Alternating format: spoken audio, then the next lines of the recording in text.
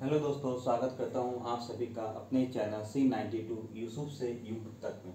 दोस्तों, आज का मेरा न्यू इम्पॉर्टेंट टॉपिक है COP and IP of A chiller.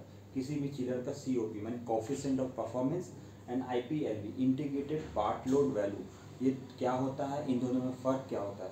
दोस्तों, ये बहुत ही इंपॉर्टेंट पैरामीटर्स है। आपको चिलर सेलेक्ट करना है या चिलर के डिज़ाइन करना है या फिर एक चिलर से दूसरे चिलर को कंपेयर करना है, एक मैन्युफैक्चरर के चिलर से दूसरे मैन्युफैक्चरर के चिलर को कंपेयर करना है, तो उस केस में हमें जो है COP एंड IPLV का सहारा बहुत ज़्यादा होता है। ये एक इम्पॉर्टेंट टॉपिक इसलिए भी है कि इसे जो है इंटरव्यू में बहुत बार पूछा जाता है। आपसे पूछा जाएगा कि COP एंड IPLV क्या है, तो इसे हमें जानना बहुत ज़रूरी है एज ए HPC इंजीनियर। तो इस टॉपिक में हम जो है आज COP एंड IPLV किसी भी चिलर का क्या होता है वो हम डिस्कस करते हैं। तो पहला हम देखेंगे COP। दोस्तों, मैं एग्जाम्पल के जरिए बताऊंगा और आपको आसान लैंग्वेज में समझाने की कोशिश करूंगा। आप मेरे वीडियो के लास्ट तक बने रहे। तो सबसे पहले हम देखेंगे COP। COP क्या होता है? COP होता है कोफिशिएंट ऑफ परफॉर्मेंस। मैं यहाँ लिख देता हूँ coefficient of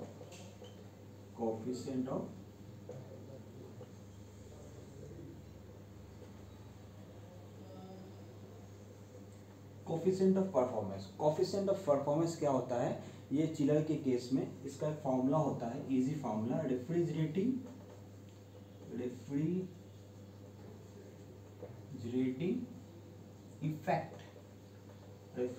effect in kilowatt divided by power input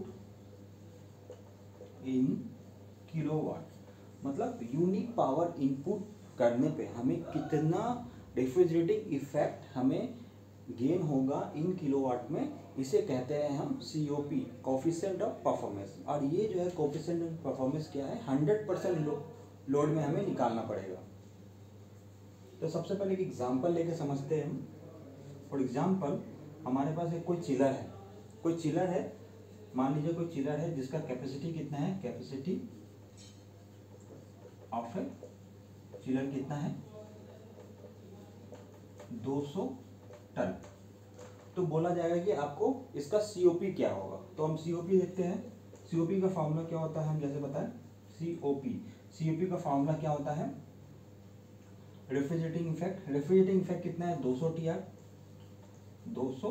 TR divided by power input in kilowatt. Suppose उस चिलर का जो पावर, जो नेम टैग में या फिर डिज़ाइन जो पावर है वो कितना है, 119.26। ये पावर आपका दिया हुआ है।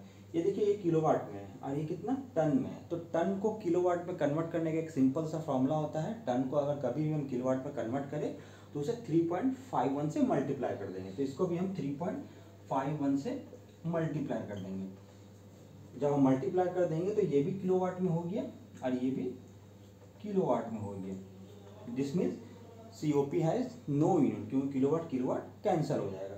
तो इसको अब हम निकालेंगे तो ये अप्रोक्सीमेट 5.89 आ जाएगा। तो हम देखते हैं कि अगर यूनिट किलोवाट, अगर हम एक यूनिट अगर पावर कंजम्पशन करते हैं तो हमें 5.89 किलोवाट जो है रेफ्रिजरेटिंग इफेक्ट मिलेगा। तो इसी का मतलब होता है COP। और मैक्सिमम जो होता है वाटर कूल चिलर के केस में COP जो होता है आपको 5 to 6 होना चाहिए। अगर ये नहीं हुआ तो आपका जो है चिलर का परफॉर्मेंस सही नहीं है। बट एक चीज़ यहाँ ध्यान में रखना है कि ये जो है COP हम लोग जो है इसे 100% लोड पे कैलकुलेट कर रहे हैं, नॉट द पार्शियल या पार्ट लोड पे कैलकुलेट कर रहे हैं। अब इसी के बाद जो है एक और न्यू पार्ट है IPLV का। ये IPLV क्या होता है, ये भी बहुत इंपॉर्टेंट पॉइंट है। पहले मैं इसको मिटा देता हूँ। IPLV क्या है?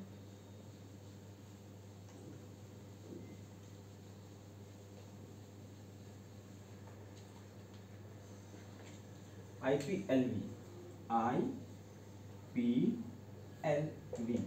इसे आप IPL से याद रख सकते हो। IPL Indian Premier League and voltage, कोई भी हो सकता है। तो IPL का एक्चुअल फार्मूला होता है integrated part load value as per AHRI, air conditioning heating and refrigeration engineers के हिसाब से जो है, इंस्टीट्यूट के हिसाब से जो है ये integrated part load value. Integrated part load value क्या होता है, ये जो है चिलर जो है ये मैंने सीओपी बताया, ये 100% लोड पे है, बट जब चिलर 100% लोड पे जो है कभी नहीं चलता, बहुत कम टाइम होता है जो 100% लोड पे चलता है। मैक्सिमम टाइम जो है वो पार्शियल लोड, पार्ट लोड, क्योंकि बिल्डिंग का लोड जो है या कोई सिस्टम का लोड जो है हमेशा चेंज होते रहता है। तो एएचआरआई ने एक फॉर्मूला डेवलप किया, वो फॉर्मूला क्या है कि आईपीएलवी क्या होता है, सबसे पहले कि चिलर जो है वेरिएबल लोड पे परफॉर्म करता है, तो उस वक्त इसका परफॉर्मेंस क्या होगा, उस परफॉर्मेंस वैल्यू को माने कोफिशिएंट ऑफ परफॉर्मेंस को हम लोग क्या कहेंगे, IPLV, integrated part load value. इसका फॉर्मूला क्या होता है, 0.01 plus 0.42 B plus 0.45 C plus 0.12 D, A B C D जो हम बचपन से पढ़ते आ रहे हैं। तो ए बी सी डी में ए क्या है, बी क्या है, सी क्या है, डी क्या है, ये हम देखेंगे। सबसे पहले तो ए देखते हैं। ए क्या होगा, ए होगा कि chiller performance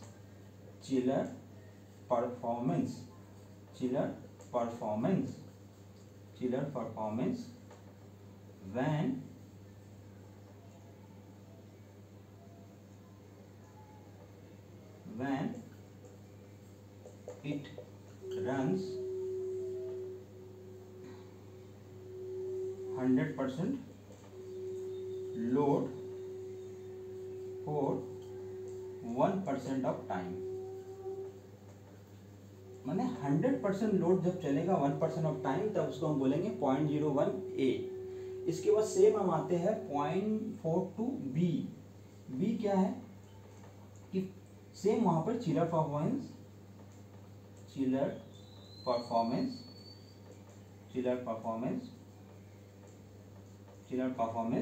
when it runs at 75%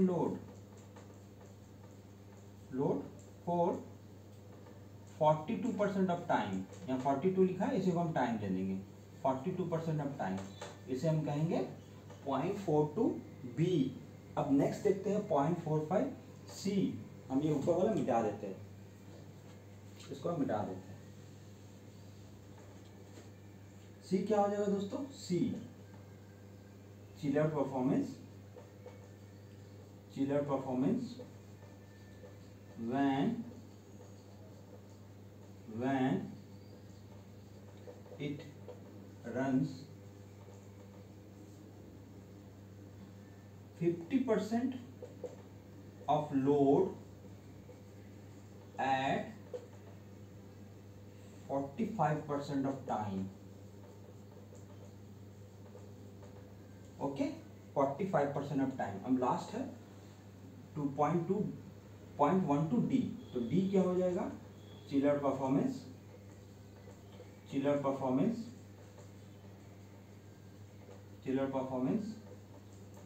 when it runs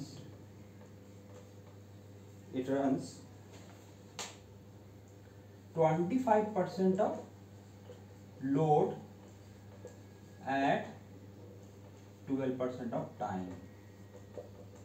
means इससे हमें ये पता चला कि चिलर जो है कभी भी 100% में नहीं चलता है, नेग्लिजिबल टाइम है, माने 1% टाइम है जब चिलर जो है 100% लोड में चलता है।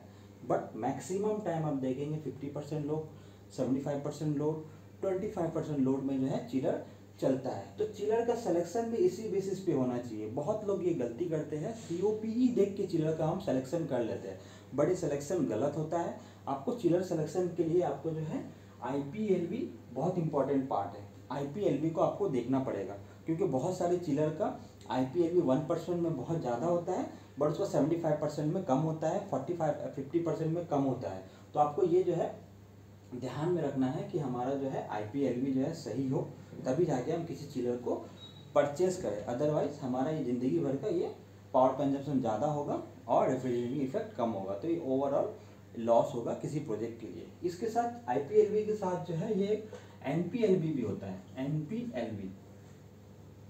एनपीएलवी क्या होता है? एनपीएलवी दोस्तों ये भी एक पार्ट लोड वैल्यू है, बट इसको क्या है, ये साइट के कंडीशन के हिसाब से, ये एचआई कंडीशन के हिसाब से होता है, और ये जो है साइट कंडीशन के हिसाब से जब परफॉर्म करता है साइट को, उसके हिसाब से हम जो लोड वैल्यू निकालते हैं, पार्ट लोड वैल्यू, उसे हमको एनपीएलवी कहते हैं। तो दोस्तों ये रहा चिलर के रिलेटेड बहुत इंपॉर्टेंट पार्ट, बहुत इंपॉर्टेंट टॉपिक, सीओपी, आईपीएलवी, एनपीएलवी। तो होप दोस्तों आपको वीडियो पसंद आए, वीडियो में जो टॉपिक है वो आपको अच्छा लगे। वीडियो अगर आपको अच्छा लगे तो वीडियो को लाइक शेयर सब्सक्राइब करना। Thank you.